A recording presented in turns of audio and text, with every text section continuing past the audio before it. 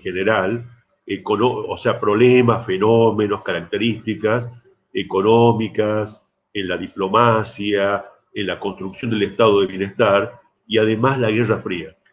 Es un texto que tiene como autores a la profesora Marta Barbieri, que es la jefa de cátedra, y el profesor Oscar Pavetti.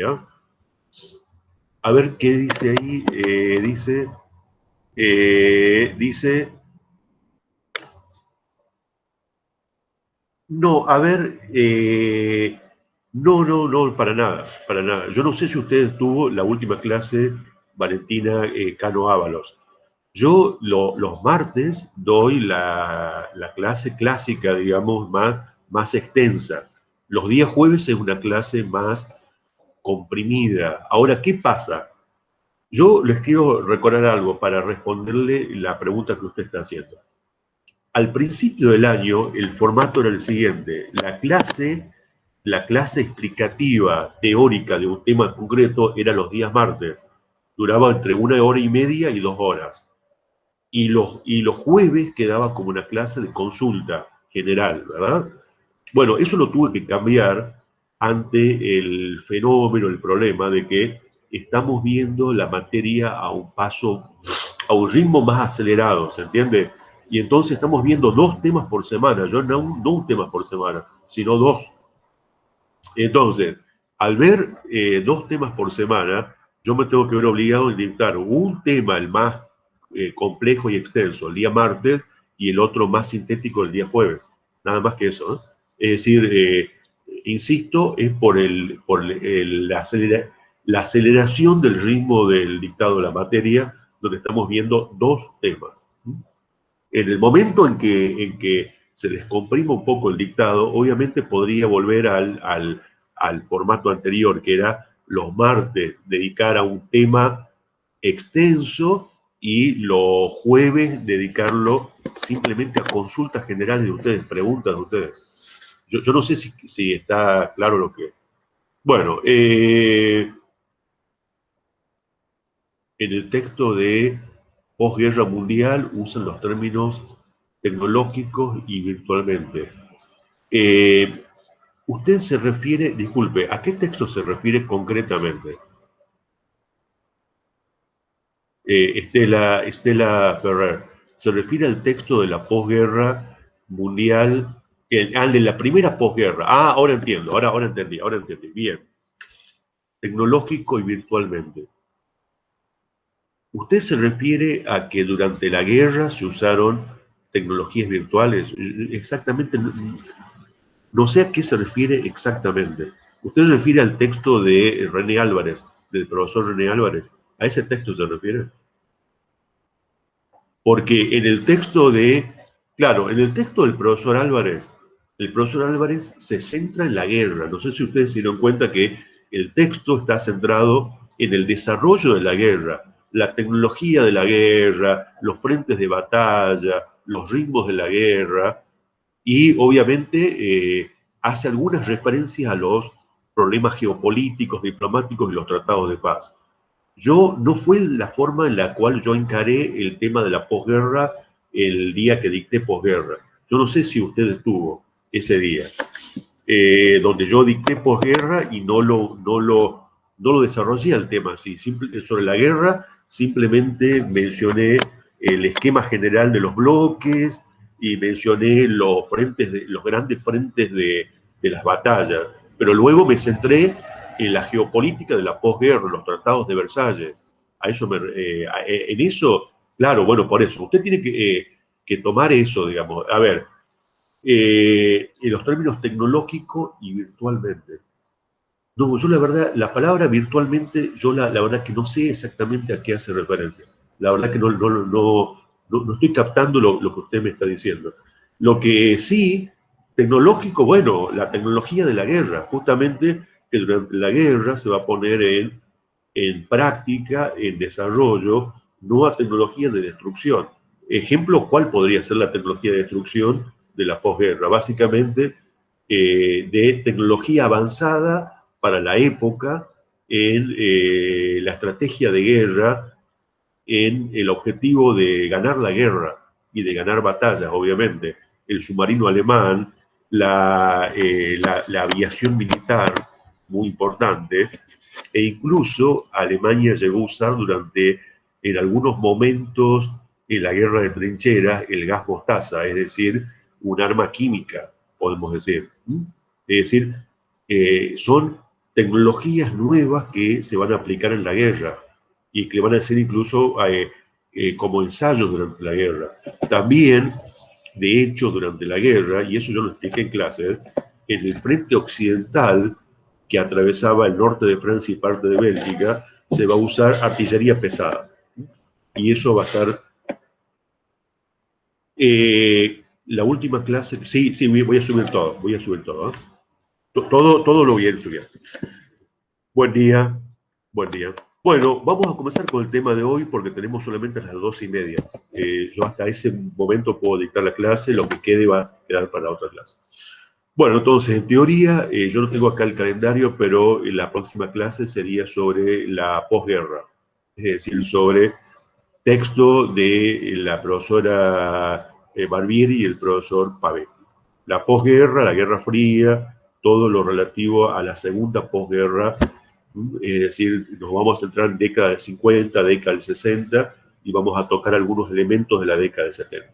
Comenzamos con el tema de hoy. Hoy tenemos un texto muy interesante, muy bueno, de una profesora también de la cátedra, Matilde Silva, y es muy interesante porque si ustedes lo leyeron en el texto van a ver que combina explicación económica con el contexto político, cultural del periodo, los cambios políticos, los cambios en la mentalidad, los climas de época, es decir, sale de un texto puramente economicista, ¿no? Bueno, la clase de hoy, como saben ustedes, yo no me baso exactamente en un texto, simplemente introduzco autores, digamos, diversos autores. Se va a basar obviamente en el texto de la profesora Matilde Silva, en un texto de un autor llamado Alcroft sobre la crisis del 30 y en Hochbab. Eddie Hochbab en un libro que se llama Historia del siglo XX. Bueno, comenzamos. La economía capitalista, y obviamente en otros saberes de diversos autores, digamos, en general de teoría económica, de un gran teórico económico llamado Galbraith también. También en esto voy a basar la clase de hoy. Bueno, como plantea Galbraith, y también lo plantea en alguna medida Hochbab en libros anteriores a la historia del siglo XX, la economía capitalista, el capitalismo tiene toda una historia, como ustedes saben, la fuimos narrando en las clases. El capitalismo que se termina de formatear allá con la primera revolución industrial, y ahí nace el capitalismo industrial. De hecho, ese sistema va a estar sometido a crisis cíclicas. Si lo tenemos que graficar, lo tenemos que graficar con curvas ascendentes y descendentes. Las crisis y los auges son inherentes al propio sistema capitalista. Hay diversas teorías que se siguen discutiendo hasta el día de hoy, fíjense, año 2021, en torno a cuál es el origen de las crisis y de los auges de la economía capitalista de países y global. Hasta algunos economistas que han ganado premios, etcétera, han articulado teorías demostradas con gráficos y diversa evidencia, hasta han planteado ciclos digamos, ciclos solares. Vieron que hay la propia dinámica del sistema solar genera, digamos, radioactividad solar de mayor actividad en ciertos periodos y en otros de menos periodos, de menor intensidad. Bueno, ha habido muchísimas teorías, factores endógenos, exógenos. Si tenemos que ver el mundo contemporáneo hoy, es evidente que una pandemia también puede producir crisis, como la produjo en el pasado. ¿Se acuerdan cuando nosotros narramos la crisis del siglo XIV, en la época cuando no había capitalismo en Europa, estaba el feudalismo en auge? La crisis del siglo XIV generó una crisis de la economía feudal, de la propia de la propia economía del feudo y del feudo como sistema sociopolítico, la famosa peste negra del siglo XIV. Bueno, entonces, son muchos factores. Hay un economista muy importante ruso exiliado llamado Kondratiev. Él escribió textos que han tenido una amplia discusión relativo a los ciclos de ondas largas y de ondas largas y de crisis que existen en el capitalismo, y los llegó a graficar incluso. Ciclos de expansión que duraban entre 14 y 20 años y luego una contracción. Bueno, el capitalismo fue atravesando crisis durante toda su historia. Eh, la crisis del 30 fue una de las más profundas, para muchos especialistas la más profunda del sistema capitalista, cuando parecía que el propio sistema iba a colapsar. Tenemos que, en alguna medida, descartar la idea que también tuvieron muchos historiadores, la idea de que la crisis de la Primera Guerra, la post-Primera Guerra Mundial, generó la crisis del 30. No, digamos, la post-Primera Guerra Mundial, a partir del año 19, 20, 21, sí, obviamente la economía estaba en crisis por la propia guerra. Esto ya lo expliqué, no voy a repetir lo que ya expliqué. ¿Se acuerdan? El impacto de la muerte masiva, la destrucción del capital activo, los procesos de inflación, de carestía en Europa, que van a producir crisis, pero luego la economía rápidamente va a comenzar a recuperarse. Estoy hablando de la economía europea, de los países europeos, ya que recordemos que, por ejemplo, Estados Unidos no había vivido con intensidad la guerra, sí había tenido pérdidas de soldados, aproximadamente 50.000, pero comparemos con la enorme pérdida económica y demográfica de los países europeos implicados en la guerra. Bueno, y nos tenemos que centrar en la idea de que hay una decadencia de Inglaterra luego de la Primera Guerra Mundial como potencia manufacturera y como potencia financiera, y un auge de Estados Unidos. Estados Unidos pasa a ser el primer acreedor mundial y también el primer productor de manufacturas en la post-Primera Guerra Mundial. Y esa centralidad de Estados Unidos en la economía capitalista global también generó que la crisis económica comience en Estados Unidos y se expanda rápidamente por el mundo capitalista global.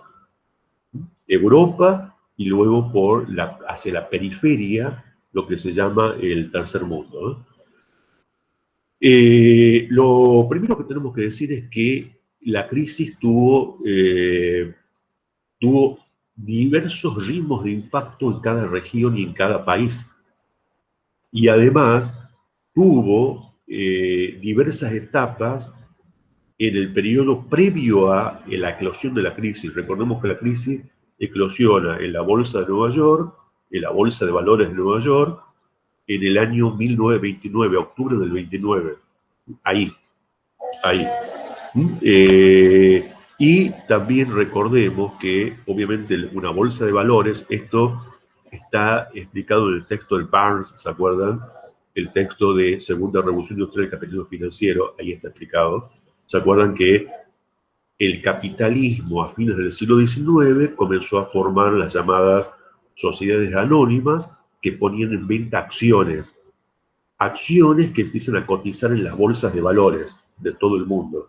Bueno, ese sistema de la bolsa de valores como espacio central para la cotización de las empresas y para formar el capital accionario de las sociedades anónimas, y obviamente la bolsa de valores de Nueva York era una de las más importantes del mundo, junto con la bolsa de valores de Londres y en menor medida otras bolsas de valores. Entonces, la crisis va a eclosionar ahí y va a tener mayor dimensión, como dice la profesora Matilde Silva al principio del texto, si tanto los contemporáneos como los estudiosos pueden percibir que en ese momento la Unión Soviética, la Rusia comunista, la Unión de Repúblicas Socialistas Soviéticas, vive un periodo de auge y quedó inmune a la crisis. Mientras los países capitalistas se unían, la Unión Soviética crecía en cuanto a Producto Bruto, en cuanto a crecimiento económico en el periodo bajo la rígida dirección de Stalin, Joseph Stalin, y vivió un proceso de industrialización creciente y acelerado, dando saltos. Eh, entonces, ¿cuál es el origen de la crisis? Va a ser Estados Unidos. El origen de la crisis va a tener lugar en Estados Unidos, que como dijimos era la primera potencia económica luego de la Primera Guerra Mundial. Y antes de comenzar a hablar exactamente de la crisis, vamos a mencionar algunos procesos que son muy importantes en el mundo de la agricultura.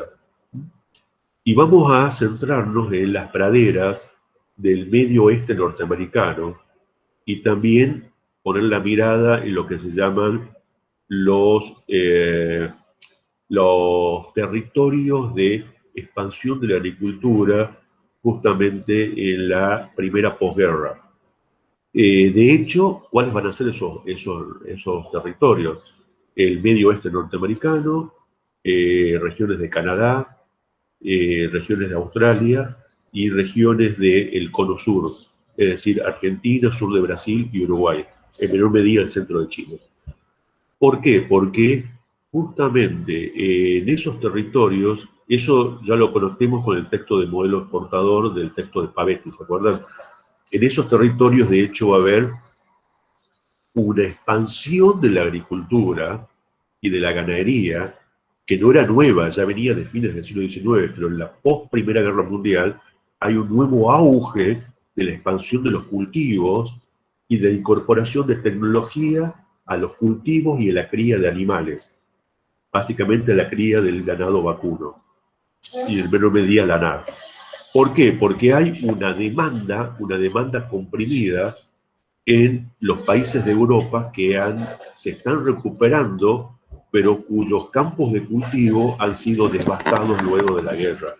Por lo tanto, hay un auge del cultivo de cereales de forma extensiva y también de forma intensiva en el sur de Rusia, en Canadá, en el medio oeste norteamericano, en el cono sur de Sudamérica, en Australia. Una enorme demanda y un aumento de los precios crecientes. Y ahí es cuando nos centremos ahora en Estados Unidos. Los agricultores de Estados Unidos, los propietarios medios, los farmers del medio oeste, van a comenzar a tomar créditos de bancos de crédito agrícolas para invertir en semillas híbridas, alambrados, tractores, maquinaria, fertilizantes sintéticos. Toman créditos, se expande la producción, porque, reitero, el precio del trigo, el maíz, la cebada, el centeno, el sorgo tienen un precio creciente en el mercado.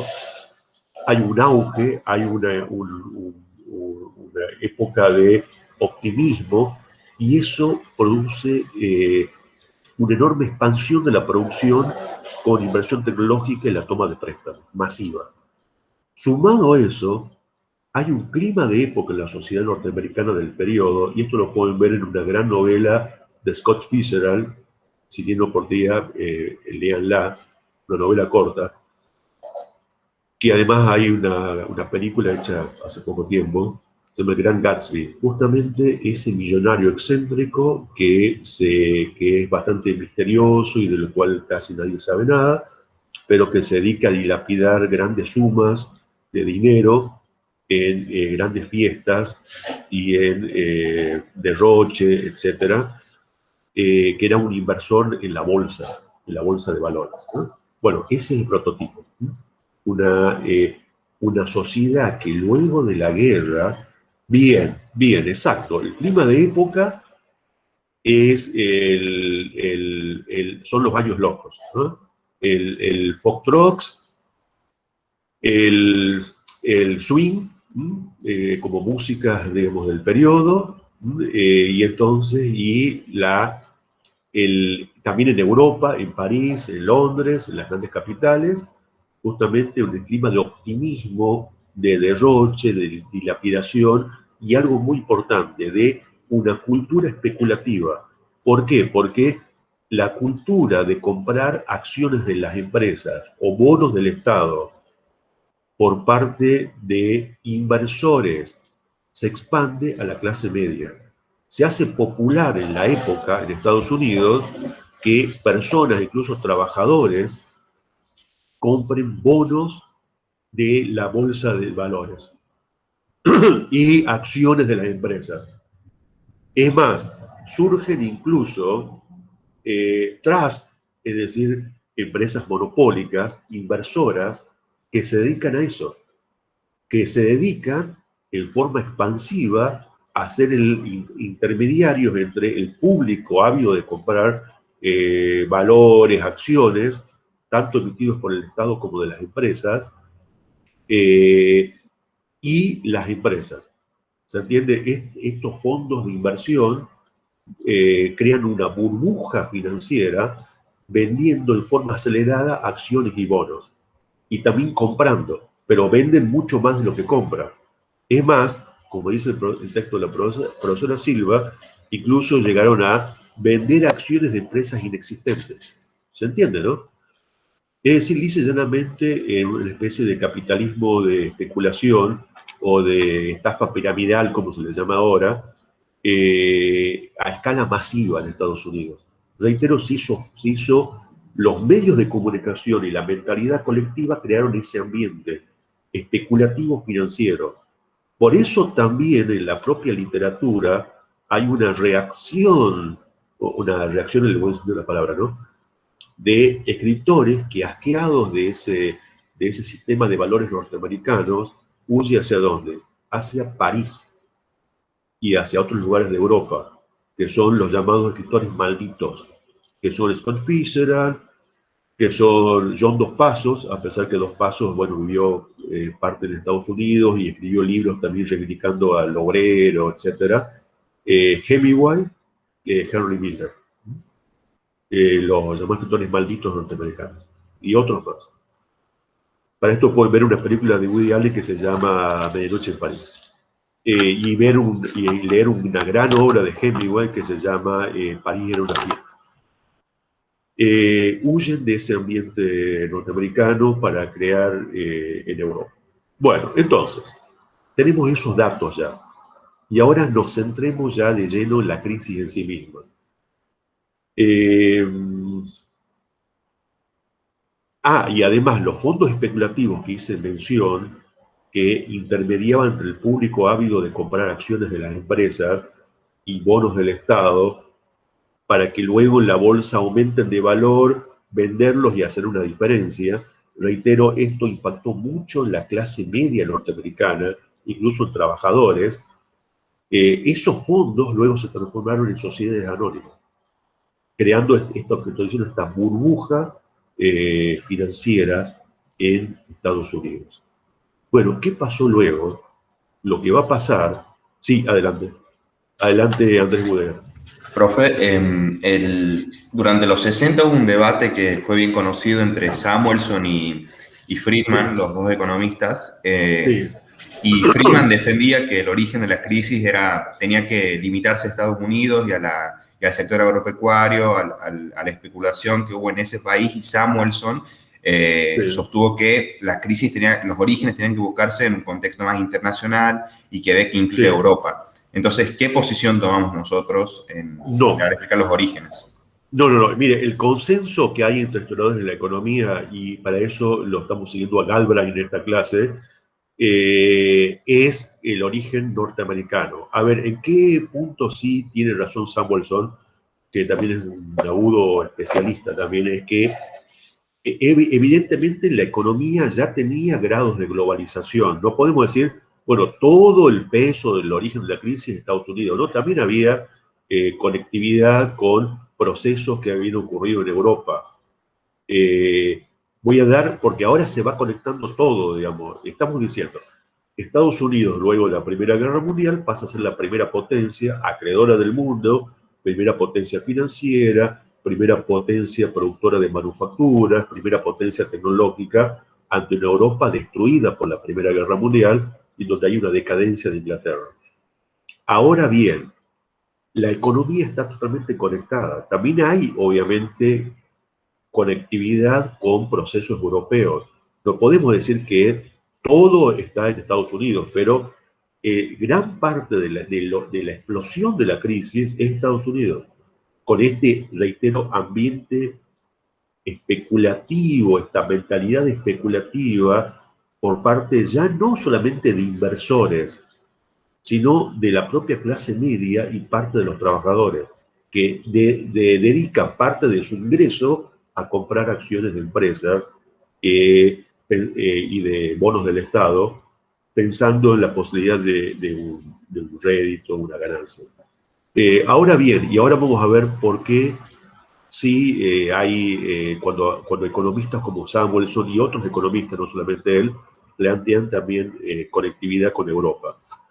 Esa expansión de la agricultura de Estados Unidos y tomando préstamos para invertir en tecnología y expandir la producción ante un contexto de alza de los precios, se frenó abruptamente, justamente luego del año entre 1925, ya se empezó a notar, 1926 y 1927. ¿Por qué? Porque en Europa, se recupera la agricultura y además comienza a entrar trigo muy barato y otros cereales desde el puerto de Odessa en Ucrania, la Unión, digamos, la Unión Soviética también produce y vende en los países de Europa Oriental, en los países del centro de Europa, de Europa Oriental, trigo barato, y se recupera a la vez la agricultura europea. Con esto, ¿qué se produce? Un proceso de deflación, caída de los precios agrarios. Y cuando caen los precios agrarios, de forma acelerada, a partir de 1926 y 1927, ¿qué pasa? Los agricultores no pueden devolver los préstamos que habían pedido para comprar tractores, maquinaria, semillas híbridas, fertilizantes sintéticos y alambrado. Y con esto, los bancos agrarios, que además tenían encajes se llama cuando hay una garantía de un banco sobre otro, una cobertura de un banco sobre otro, a la vez estaban conectados con otros bancos, bancos industriales, bancos de crédito, y entran en cadena a tener pérdidas los bancos por la no devolución de los préstamos de forma masiva por parte de los agricultores del medio oeste norteamericano, por una parte. Y por otra parte, hay otro proceso que ocurrió en el año 1927 y 1928 y abarcó a Estados Unidos y a Francia. Por eso acá ven, estamos también mostrando algunos conectividad de orígenes con Europa. ¿Por qué esos dos países? Porque ambos países, obviamente principalmente Estados Unidos, inyectaban préstamos e inversiones de capital en Europa, especialmente en Alemania y en los países de Europa Central, como Austria, y en los países de Europa Oriental, como Hungría, como Rumania, como Polonia. Bueno, y en América Latina. Y en América Latina. Entonces, ¿qué va a ocurrir en Japón en menor medida? ¿Qué va a ocurrir? Estados Unidos, los bancos norteamericanos, por esto que expliqué antes, todo lo que acabo de explicar antes de que los agricultores no podían durar los préstamos, esos bancos norteamericanos y los bancos franceses, que también inyectaban capital y préstamos, cortan el préstamo. Y entonces las economías deudoras, como la alemana, que se venía recuperando luego de la guerra, pero que tenía enormes deudas por los pagos de reparaciones del Tratado de Versalles, o la economía austríaca, o la economía polaca, la economía húngara, de todos los países de Europa Oriental, equilibraban sus balanzas de pago justamente con esos préstamos para poder hacer frente a la devolución de otros préstamos. ¿Se entiende? Tomaban préstamos para devolver otros préstamos. Eran economías deudoras. también la italiana. La economía italiana también era una economía deudora. Entonces, ahí comenzó ese corte de préstamos por parte de los bancos norteamericanos y franceses. Ven que acá hacemos una conexión también con Europa, en la teoría Samuelson, digamos, y de otros economistas también, lleva, y de historiadores de la economía, lleva justamente a producir una primera crisis. Una primera crisis ya en el año 27 y 28 de depresión de la economía, y entonces los países, estos países afectados por el corte de los préstamos, ¿a qué acuden? A las reservas de oro y a las reservas de divisa para tratar de equilibrar su balanza de pago. Ejemplo, Alemania y países de Europa Oriental y países de América Latina. Y entonces, en octubre del año 1929, entre el 25 y el 29 de octubre, pero especialmente el día 29 de octubre, es cuando quiebra la Bolsa de Valores de Nueva York por toda esta cadena o este círculo vicioso de la economía. Todos los factores que acabo de mencionar se confluyen en que todos los valores de la Bolsa de Nueva York pierden un 50% en horas, caen abruptamente, y eso genera una quiebra masiva de bancos, quiebran los bancos y empiezan a quebrar inmediatamente empresas industriales y empresas de servicios. Y se genera un agudo proceso de desocupación. Y eso quedó incluso instalado en la propia mentalidad colectiva norteamericana. La pobreza, la desocupación y la miseria que ocurrió durante ese periodo. Desocupación, sí, exacto, 29 de octubre del año 29, exacto. Ya la crisis había comenzado, la crisis de la bolsa había comenzado el día 24 de octubre. Pero el día 29 fue donde se produjo el pico. Bueno, y eso generó un proceso de desocupación, de miseria, de situaciones sociales nunca vistas, de personas que perdieron sus casas y tuvieron que transformarse digamos, a vivir en las calles, de gente del campo que iba en trenes buscando algún tipo de trabajo informal para salir de la miseria, de comedores comunitarios con largas filas para poder acceder a un plato de sopa, etc. Eso ocurrió en este periodo. El presidente Hoover del Partido Republicano mantuvo las recetas liberales. ¿Cuáles son las recetas liberales? Equilibrar el presupuesto, que el Estado no gaste la economía, no emerjan gastos del Estado. Es la receta liberal clásica.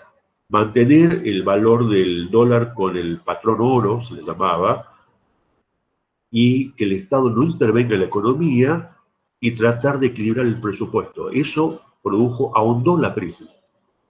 Bueno, ¿cómo repercutió en Europa? Inmediatamente repercute en Europa justamente con la quiebra en cadena de bancos. El primer gran banco que quiebra es el Credit austríaco. Y eso llevó a la quiebra de bancos alemanes y de bancos franceses y de bancos también ingleses. Entonces, se generaliza la quiebra de bancos en Europa, la quiebra de empresas, la desocupación. La desocupación adquirió un promedio de entre 25 y 30% en Estados Unidos y en Europa. En Estados Unidos primero 25 y luego 28% de desocupación. En Alemania llegó a un extremo entre 40 y 44% el pico máximo. Y yo ya expliqué en la clase pasada, y también lo explica el texto de la profesora Silva, cómo esto tuvo directa relación con el ascenso del partido nazi a partir del año 1930 en cuanto al número de votos y en cuanto a eficiencia de los discursos de Hitler y los dirigentes del partido nazi en torno a culpar a la democracia alemana de todos los males, y obviamente el discurso hitleriano de culpar también a las potencias occidentales, a los comunistas, a los judíos de todos los males de Alemania y la desocupación y la miseria que ocurría en Alemania. Se cortaron las cadenas de pago, se cortan todas las cadenas de pago y las cadenas de crédito, y eso genera un efecto cadena, insisto, con el quiebre de empresas y el aumento exponencial de la desocupación. ¿Esto qué va a generar todo esto también? Va a generar que, digamos, los países empiezan a tomar como medidas, básicamente, porque casi todos los países siguen la receta liberal de un Estado que no intervenga en la economía. La receta liberal clásica, que era mantener el equilibrio presupuestario y no generar déficit. Entonces los países acuden a ¿qué? A devaluaciones de la moneda, se devalúan las monedas, pero a la vez, como para poder sobrevivir, no se devalúan las monedas, pero a la vez en el mundo existía un proceso deflacionista, caída de todos los precios. Todos los precios cayeron en forma abrupta en un proceso social de hiperdesocupación. Los únicos valores que suben son las tasas de interés. ¿Se entiende? Porque obviamente no había capital activo y habían quebrado los bancos. Por lo tanto, las tasas de interés suben a cifras siderales. Y entonces los países comienzan a abandonar el patrón oro. Inglaterra, que seguía la ortodoxia liberal durante muchísimo tiempo, abandonó el patrón oro, o sea, la conversión de la libra esterlina en oro. Y otros países también van a seguir con esa receta. Y en Estados Unidos se comienza a aplicar porque un economista muy lúcido llamado Keynes, que ha escrito un libro, Teoría General del Interés, un manual de economía, donde Keynes, este teórico del liberalismo económico, pero no ortodoxo, ¿se entiende? Este teórico, Keynes, inglés, proponía que para salvar el propio capitalismo había que tomar medidas no ortodoxas. Y esas medidas no ortodoxas tenían que ver con incorporar a la economía la idea de intervención del Estado, de dirigismo, de generar déficit, algo que era como un pecado mortal para los teóricos liberales ortodoxos, que el Estado genere déficit, pérdida. Y entonces en las elecciones del 32 en Estados Unidos las gana Roosevelt, del Partido Demócrata, que comienza a aplicar recetas no ortodoxas. Una de las primeras medidas de Roosevelt fue cambiar el paradigma económico de la economía norteamericana, pasar del liberalismo a aplicar recetas keynesianas, podemos decir. Una de las primeras medidas de Roosevelt fue un salvataje a los bancos, privados o públicos, e incluso habló en la radio, dio discursos para que la gente empiece a volver con los ahorros a los bancos. Y por primera vez, gracias a esa política, se reabrieron bancos y comenzó a fluir nuevamente, digamos, podemos llamarle... claro, exacto, sí, es del 36, pero ya Keynes, en papers de el momento de la crisis, es real. El libro es como una condensación de toda una visión de Keynes que ya la tenía desde antes, ¿se entiende? Es decir, ese libro cristaliza las ideas de Keynes, pero él ya en congresos, en papers y en consultas que le hacían, en textos que escribía en la época, ya estaba desarrollando su teoría, ¿se entiende? Ya desde la década del 30, es más, Keynes participó en el año 19 de la conferencia de Versalles, tenía toda una teoría sobre las reparaciones de guerra impuestas a Alemania, una teoría también no ortodoxa, en ese momento año 1919, o sea, desde ahí ya Keynes tenía ideas que lo iban separando de la ortodoxia liberal clásica. El libro, digamos, condensa todo un marco teórico que venía desarrollando Keynes, y no solamente Keynes, sino los economistas que rodeaban a Keynes. Bueno, entonces, eso plantea Roosevelt. Logra ese primer avance que era que afluyan ahorros a los bancos. Por otra parte, va Roosevelt a desarrollar en el New Deal, así se llamó el New Deal, se llamó el plan de Roosevelt, comenzó a desarrollar lo que se llama el primer estado de bienestar norteamericano, con digamos, la implantación de jubilaciones para diversos sectores y seguros de desempleo.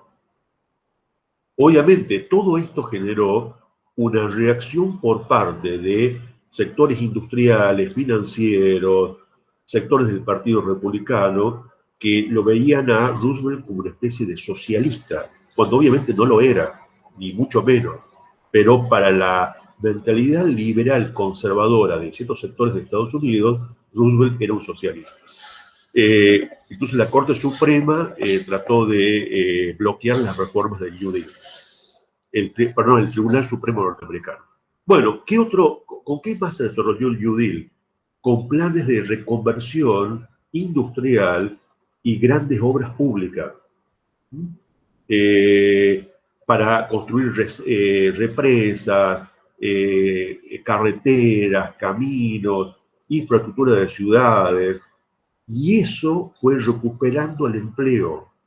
Es más, esas políticas de Roosevelt, incluso había como una especie de gags o eslogans cómicos en la época que decían: Roosevelt manda que en esos planes de reconversión para el trabajo, a que un obrero cabe un pozo y venga otro obrero y lo tape el pozo, y venga otro, cabe el pozo y otro lo tape. Como diciendo, eran como trabajos inútiles. Bueno, era una exageración, no era así, pero la idea ¿cuál era? Era, ante esa masa de desocupados y desocupadas, porque también había un componente femenino en la mano de obra muy importante en la época, ¿qué planteaba Roosevelt y él lo puso en práctica? Empezar a, con esos planes y esos proyectos de obra pública, justamente generar que la masa de desocupados acceda a un pequeño salario, y luego de recibir ese pequeño salario lo pueda volcar en el mercado de consumo, y con eso se reactivaba el aparato productivo. Es decir, el obrero y la obrera, el empleado y la empleada, luego compraban ropa, alimentos, pintura para pintar su casa, clavos, ¿se entiende? Y eso comenzaba nuevamente en un círculo virtuoso a recuperar la economía. Y eso ocurrió. Eso ocurrió justamente aplicando las recetas keynesianas. Por otra parte, justamente el objetivo del New Deal, ¿cuál fue? Ya le doy la palabra, ya le doy la palabra. El objetivo del New Deal fue también el siguiente, fue generar déficit. Eso que para la economía liberal era algo impensado, que el Estado genere déficit, porque se acuerdan que la economía liberal desde el principio plantaba un equilibrio presupuestario, es decir, los ingresos y los egresos tenían que ser equivalentes. Por lo tanto, no se podía generar déficit. El Estado generó déficit con el New Deal para, mediante la creación de una deuda del Estado y de déficit, es decir, de pérdida fiscal, con esto se podía comenzar a recuperar la economía. Adelante, creo que Alejandro Palacio levantó la mano. Adelante. Sí, decía usted recién que en cierta manera Roosevelt había aplicado las recetas keynesianas. Sí. En este sentido, ¿se salió de la Gran Depresión gracias a Keynes? Bien, es una buena pregunta la que hace usted. Durante muchos años se discutió esto, muchísimos años se discutió esto.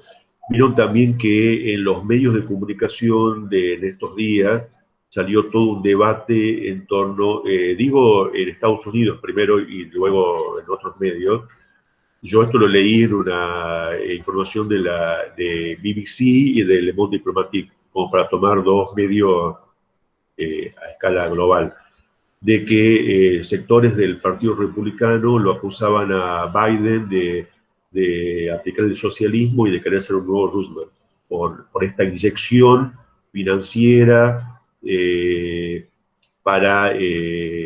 ayuda social multimillonaria de Biden ante la crisis provocada por la pandemia en Estados Unidos. Bueno, un gran debate durante años y años se discutió sobre si el New Deal exactamente fue el que produjo la recuperación económica de Estados Unidos durante la década del 30 y o el programa de rearme y de inicio de la Segunda Guerra Mundial entre el año 37 y el año 39, porque recordemos que cuando comienza la Segunda Guerra Mundial Estados Unidos no entra en la guerra, pero sí va a haber una escalada de producción de armas, de envío de armas, de componentes y de insumos a los países aliados, básicamente Inglaterra y Francia. Entonces es un gran debate ese, el que usted acaba de plantear, sobre si tuvo mayor preponderancia el New Deal o la política armamentística en la previa y en la posterioridad del inicio de la Segunda Guerra Mundial. Es un debate abierto, ¿eh? Bueno, lo cierto es que la economía se fue recuperando en un círculo virtuoso de la economía nuevamente.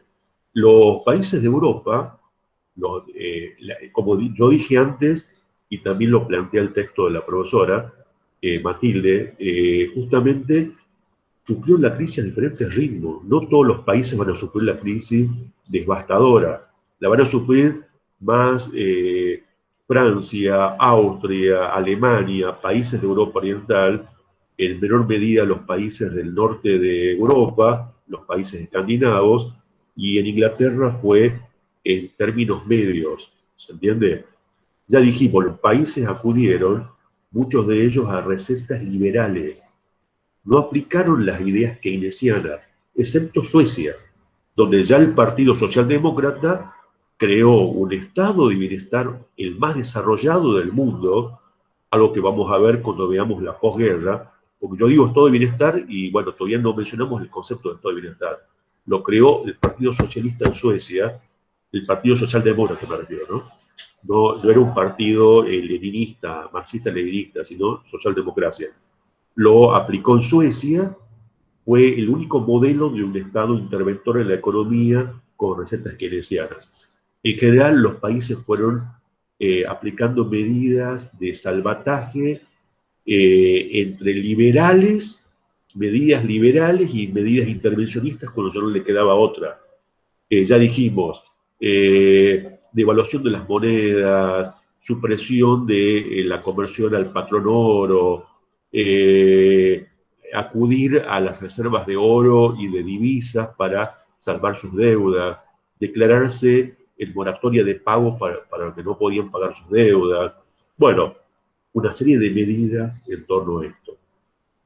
Ya vimos la clase pasada, lo vimos, desarrollamos cómo cuando Hitler llegó al poder en el año 1933 como canciller, comenzó la aplicación de todo un programa económico por parte del nazismo, teniente programas muy desarrollados en torno a la obra pública, por una parte, y por otra parte al rearme, a partir del año 1935 y 1936, y eso generó un auge de la economía y terminar con la desocupación aguda que tenía Alemania en muy poco tiempo.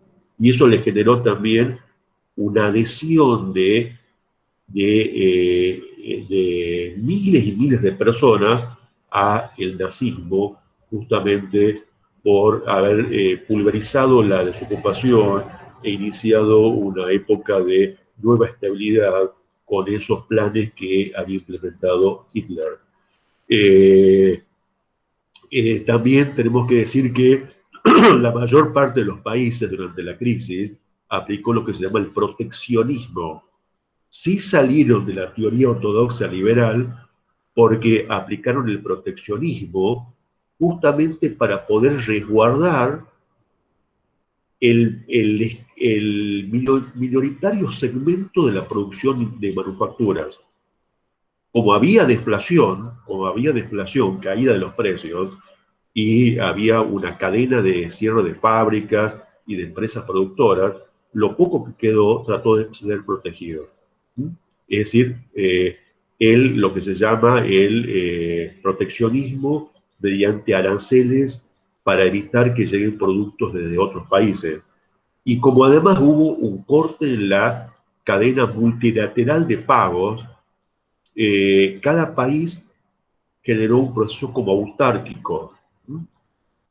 O también países que, juntos con sus comunidades, ya le doy la palabra, juntos con sus comunidades, generaron como una especie de comunidad económica. Voy a dar un ejemplo.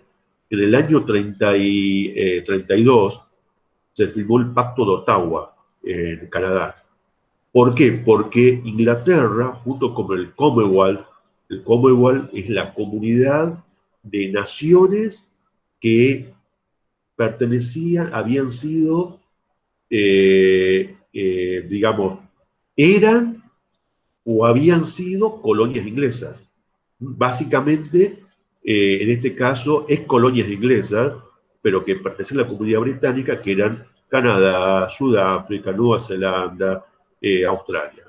Y entonces, ¿qué decidieron? Que iban a comerciar entre la comunidad, dejando de lado a quienes ya no le iban a comprar más carne a quién, por ejemplo, a un gran proveedor de carne Inglaterra, que era Argentina. Y ahí entra en crisis Argentina por ese pacto de Ottawa, porque era el país que criaba vacas para faenarlas en los frigoríficos y vendían masivamente a Inglaterra. Sí, ahí hay una pregunta de Analía Villarrubia. A ver, ¿la puede hacer? Sí, a las aduanas, exacto. Aranceles se refiere a colocar impuestos en las aduanas para evitar que lleguen productos de otros países. Bueno, entonces, ese proteccionismo, y con esto ya voy terminando la clase, nos quedan 4 minutos, generó lo siguiente. Si quedan después algunas preguntas, los podemos seguir debatiendo el día martes, ¿no? O dejar un tiempo. Miren, ¿qué efecto produjo en América Latina en los países del modelo agroexportador? Bueno, es bastante obvio. Al haber deflación de los precios, caída de los precios internacionales, al haber proteccionismo en la mayor parte de los países compradores de materia prima, ya sea vegetal, animal o mineral, obviamente entran en crisis todos los países proveedores de materias primas y minerales de América Latina, en una aguda crisis económica. Eso tiene como consecuencias, por supuesto, la desocupación. Pensemos en el escenario de frigoríficos durante la segunda presidencia de Irigoyen. Justamente Irigoyen, ya anciano, gobernó en la segunda presidencia y hay una cadena nacional de frigoríficos y marchas de obreros de los frigoríficos cerrados con carteles en Buenos Aires diciendo: doctor, queremos trabajo. Cuando decía doctor se refiere a Irigoyen, ¿no? Y también tuvo consecuencias políticas, porque de hecho los primeros golpes cívico-militares comienzan justamente en el contexto de la crisis del 29. El primer golpe cívico-militar argentina, que fue el golpe contra Irigoyen, lo derrocan a Irigoyen y asumen las Fuerzas Armadas con el apoyo de sectores civiles, como siempre, y asume el dictador Uriburu, que establece una cruda dictadura militar con una fuerte represión. Bueno, entonces, inspirada en el fascismo italiano. Entonces, eso ocurrió en los países periféricos proveedores de materia prima. Pensemos Japón, que Japón producía seda y producía masivamente arroz para ser vendido en los países de Europa y en Estados Unidos. Entra en una profunda crisis Japón. También Indonesia como productora de materias primas, y todos los países que producían materias primas dedicadas a los mercados europeos y norteamericanos. Bien, nos quedan ahí 2 minutitos. ¿Alguien quiere hacer alguna pregunta? ¿Quiere...? Ah, bueno, y algo que quedó también bastante flotando en el ambiente, pero lo planteo ahora ya para cerrar la clase. Bueno, obviamente de la crisis se empezó a salir en el año 37-38, hay un nuevo auge que está conectado con el tema de la clase pasada, que es el rearme. Cuando Hitler comienza con su política de rearme en el año 1935 y 36, de restablecer el servicio militar obligatorio, de rearmar la flota de guerra, la aviación de guerra, la inversión en tecnología avanzada militar, bueno, eso va a generar un auge económico y también en Francia, que comienza con el rearme ya con Laval, un primer ministro conservador, año 34. Inmediatamente también la Unión Soviética genera un proceso de rearme y todos los países comienzan un proceso de rearme y eso genera también un auge de la economía en ese periodo, ¿eh? Año 1937 y 1938. Bien, ¿hay alguna pregunta que haya quedado así flotando? Porque son ya 12.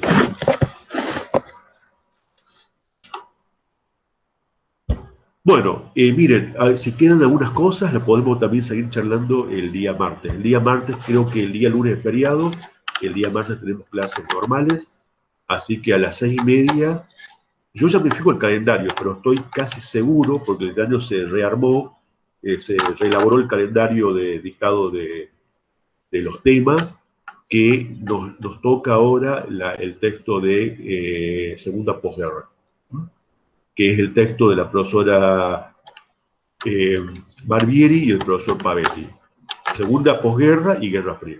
Es un texto bastante extenso, bastante denso y extenso también, así que por favor lo tienen que leer para el día martes y pueden también, si quedó alguna pregunta del día de hoy, yo tengo que ir cerrando por una actividad, lo podemos dejar para los primeros minutos del día martes para que veamos algo, ¿eh?